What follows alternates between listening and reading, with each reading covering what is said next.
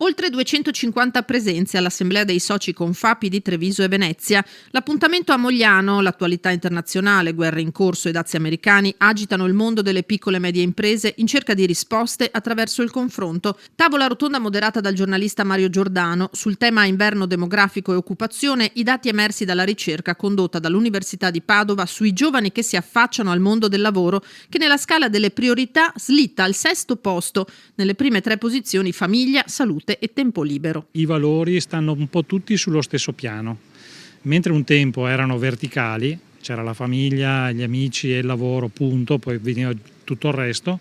Oggi invece c'è una pluralità di valori e quindi loro nei confronti del lavoro cercano occasioni e opportunità che mettano insieme come una sorta di puzzle il lavoro con le altre dimensioni di vita. Fino a qualche anno fa il potere contrattuale era esattamente l'inverso, cioè era l'azienda che selezionava.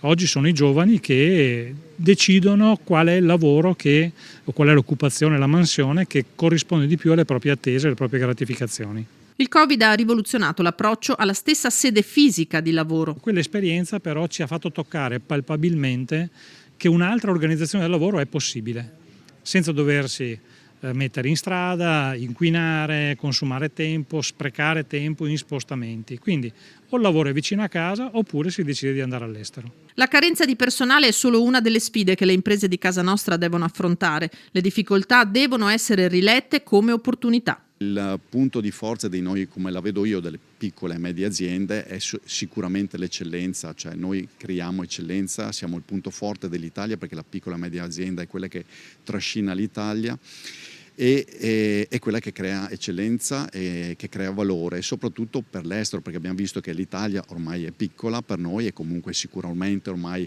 dobbiamo parlare di Europa per non parlare del mondo. Certamente ci sono degli spunti interessanti che sono relativi alla valorizzazione dei mercati interni.